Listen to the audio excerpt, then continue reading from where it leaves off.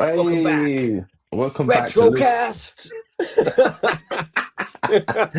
Good stuff. So what we've got today, Lukey boy, is we've got a final trailer for Masters of the Universe, believe it or not. We thought we'd watched them all, and then they go and sneak another one out. I think it's incredible because after our first controversial review, which was our first whatever, I've actually grown to like it more since Me too. Since then. And you too, yeah, that's awesome. And I even went to Forbidden Planet, look, and I bought myself a little He-Man, a new He-Man.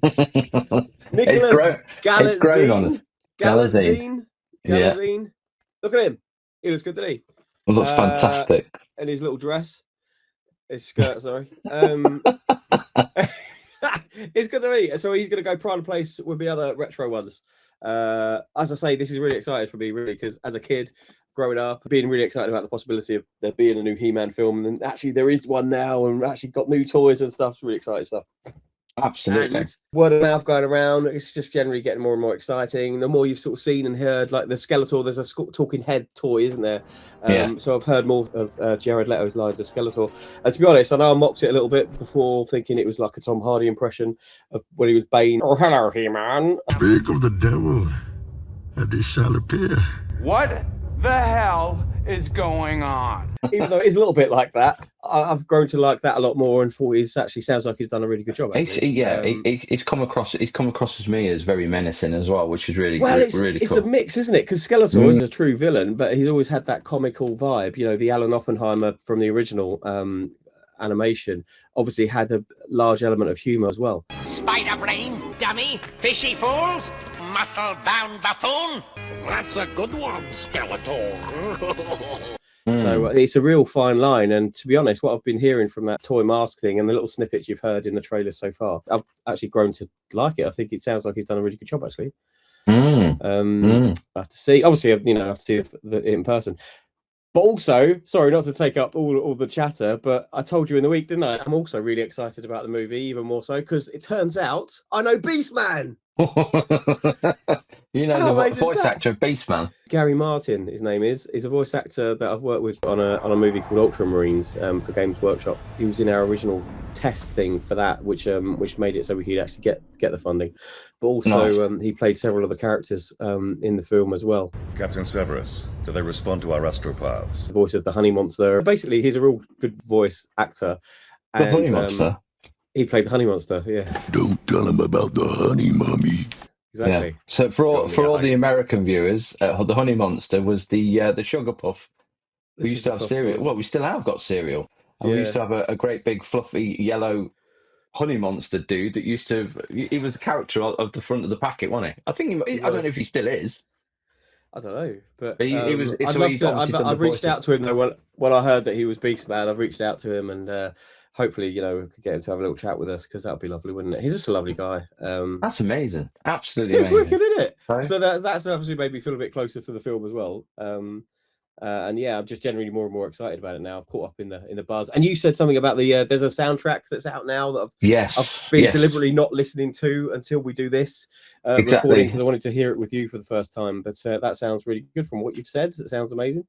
Yeah, so I actually went ahead and downloaded the soundtrack. The single came out, Eternia, Daniel Pemberton, which I'm a massive fan of. I love his work on the Spider-Verse movies, and he's done a lot more. But when I noticed that a certain Brian May had an influence on this soundtrack, I was like, holy shit. Yeah, it's amazing. This is like straight away Queen on the soundtrack. It's just... Well, as soon as you said that, it reminded me, when I was a kid growing up, I actually thought the Flash Gordon movie was actually the closest thing to a He-Man film that we had, even though we had Masters of the Universe with Dolph Lundgren. Even Flash looked like He-Man, didn't he? Did I mean? Exactly. It was the like Flash Gordon film, to me, was the closest thing we had to a He-Man film, because the saturated colours, the fact that he was on these other planets, and just the vehicle was very similar. The one that he's flying on was similar to something he has in the toys. He just felt really He-Man-y. So much more so than the Gary Goddard movie that we got with Dolph Lundgren, because obviously that was set mainly on Earth, and it was it was obviously mostly about Courtney Cox's parents, or lack of. you know, and There's a so whole to that me, movie. the Flash Gordon one, and then obviously the Flash Gordon one was to me like the closest thing to a He-Man film, but also the soundtrack of that, which is part of the DNA of the whole movie. It was a really important factor in that, and gave me a bigger appreciation of Queen in general. And that obviously went on to me loving the Highlander movies. We could go on and talk about this more. Oh, yeah, absolutely. The Highlander soundtrack and stuff. Queen have always been associated with this type of movie, isn't it? You know, like you say, Highlander and Highlander, so incredible. So the fact that Brian May's on this track, and I'm not being. I'll tell you now. I've got it. Like I say, I bought it and I've listened to it about 50 million times, and every time I listen to it, it is absolutely incredible. It's just like when you listen to that, you'll want to watch that movie even more. Well, let's watch that. Let's listen to that rather after this, because I'm really excited about what you said. I can't wait to hear it, and it's just increasing the buzz even more. So excited to see this final trailer. I thought we had all the trailers, didn't we, before? Yeah, we thought we had the full. Yeah, and then they're going to throw this one out. We had a teaser for the teaser, a teaser, and a trailer. I thought that was it, but now we've got another one. Now we've got another one. It out. Okay. Right, 3, 2, 1, let's go. Little Martel nod there. They replaced Cringer. It's no longer Cringer as a line. Look at that. I love that. He saved the universe. When you hold the magic sword, what do you say? By the power of Grayskull. Go on. Yes.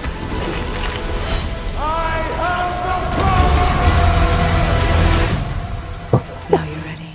It seems the prodigal prince has returned. I am a devil, but I mean to be a god.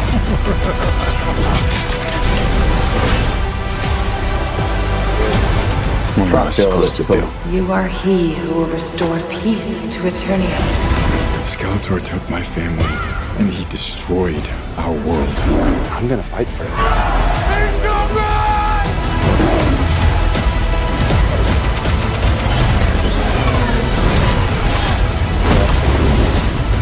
Neck and neck. And Ram Man.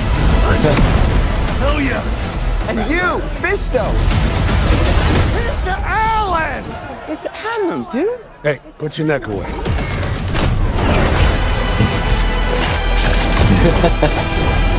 Let me show you what real power looks like. The time for talk is over.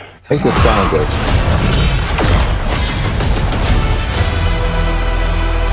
Can you come help me with this?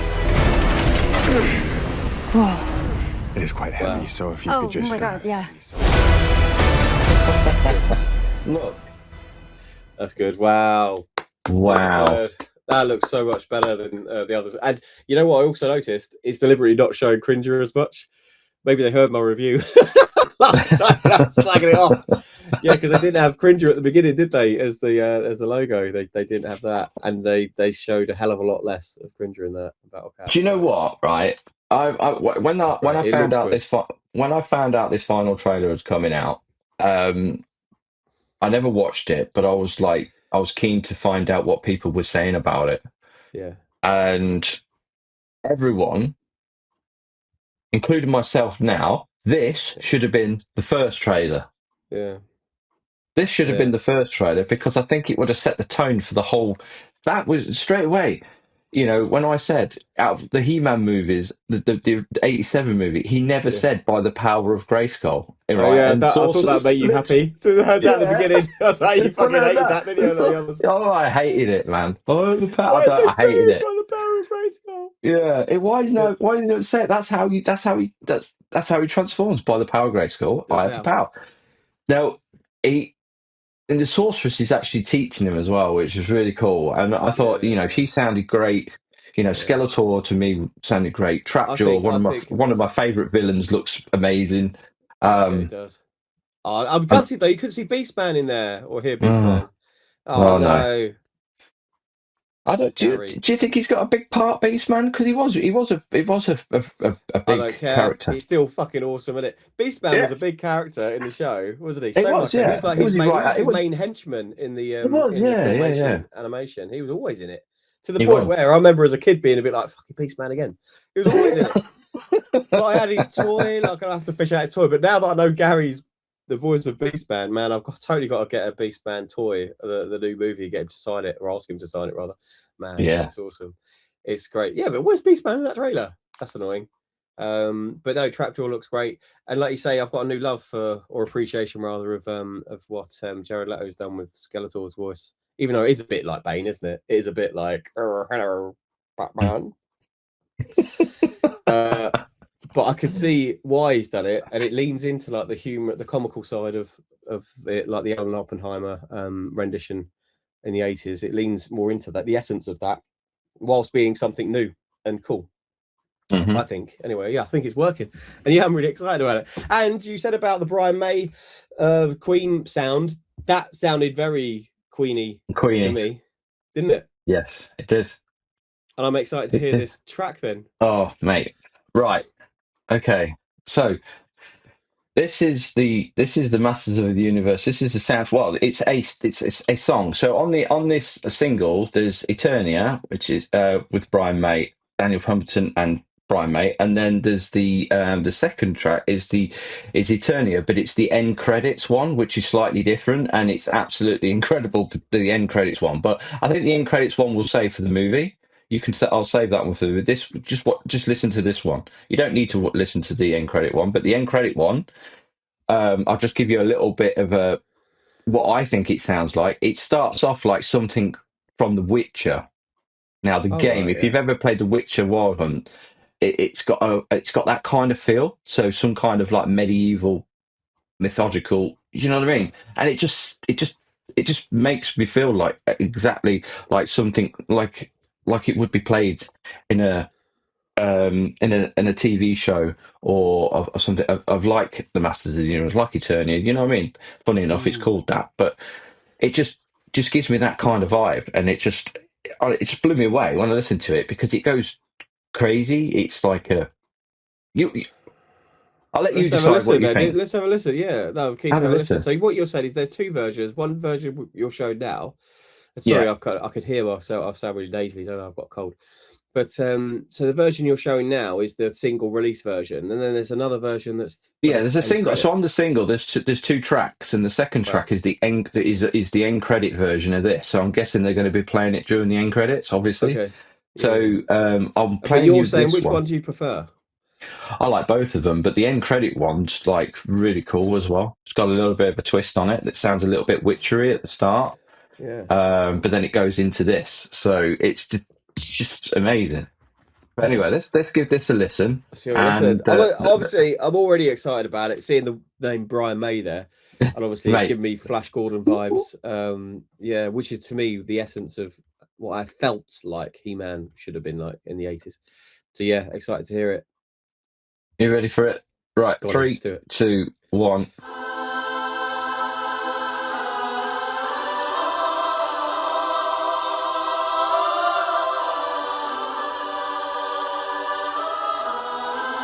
It already sounds epic.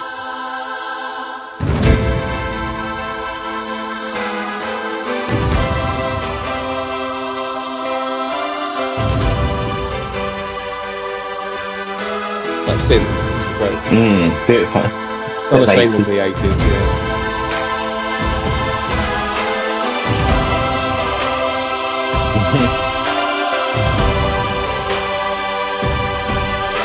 Love the drums.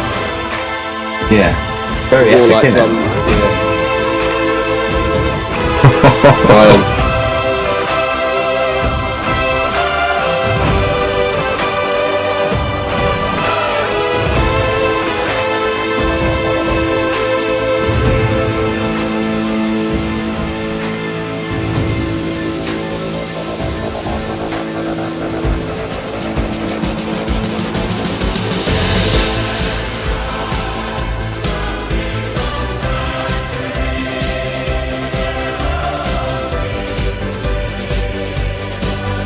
We're just thinking He-Man running on Battle Pass.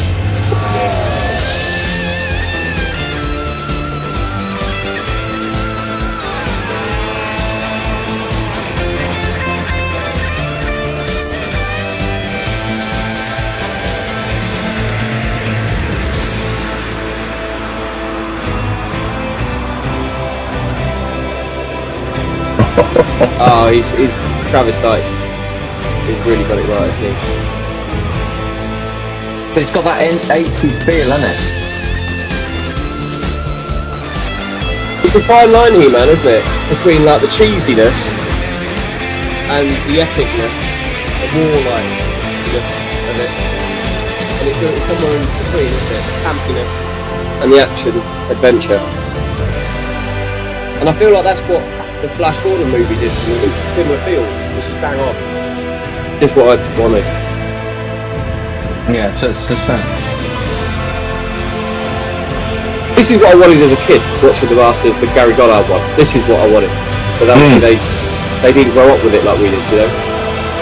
The makers back then just gave us what they felt like a sci-fi action adventure should be like. But this is what we wanted. Yeah, it's great. It does sound good, doesn't it? It just sounds so... Really good. Oh, I love it.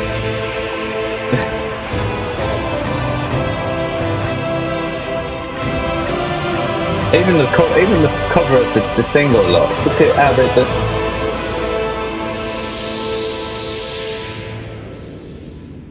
There you go. Wonderful. I actually feel a bit emotional about it. Yeah, Brian May's back, and he's doing his wonderful work, just like he did with Flash Gordon for that action adventure, campy yet great feels. I think it's awesome. Wow, I'm even more excited about seeing it now. Now, thank you so much, Dino. That's been awesome. That's been really great. True. Like I said, that was like I said, I've been trying to get you to listen to it, but then it was a really good idea to to get you on the video and I actually didn't want to react to hear it. it. I didn't want to hear it. You said it was good, and I was like, I know I'm going to love it.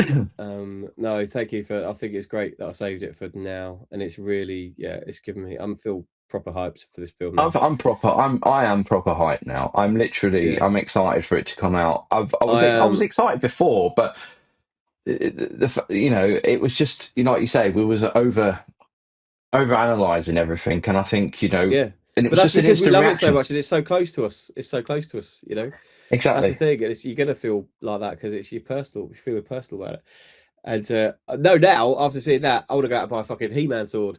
But I regret not buying it from what I saw in Forbidden Planet the other day. And even the Jared Leto Skeletor mask. I even want that. Because that actually, honest, it sounds good. And I think the I already found out that he actually says by the power of Grayskull in the movie, just because I was looking at the power sword on the Smith's Toys website, right? And there's a video on there, and I was like, oh, let's see what it does. Press it, and then it's got this kid pressing it, and he goes, by the power of Grayskull, I have the power. And it's like, well, that spoiled that then. So he was happy. That spoiled that for me. So there's lots of things all popping up everywhere. So the fact is that these things will get spoiled, but at least he says it. So I just want to see it visually now, because according to some reports and stuff like that, the transformation scene is absolutely so emotional and it's so amazingly well done. Really? Yes. Wow. Apparently, you could see on that trailer where the armor's slap into him and everything like that. Yeah. And like when he put his sword up, and you see the smoke behind him was Grayskull, because that's what made me laugh in the cartoon. Is every time he transformed, right, he always it uses the cutscene, because filmation. But that's more about filmation. And it's always Grayskull. And it's like, well, he's over the other side of the planet, and he's in space, and Grayskull's behind him. But the way that they've thought about it in this, and you got the smoke and the silhouette of Grayskull behind him. That's good. That's really interesting. That would work everywhere, wouldn't it? It doesn't matter where you are, the clouds and everything. And I just, that's fantastic. Really interesting way. And also, what I noticed as well, because I was rewatching our video the other day, in one of the original trailers, when he's laughing, and Teela's picked him up and going into hyperspace or whatever, it's actually a nod to. Do you remember when there was that famous meme or whatever of He-Man? Singing along to then I step outside and I take a deep breath and I get real high and to the top of my lungs. What's going on? Yeah, do you remember?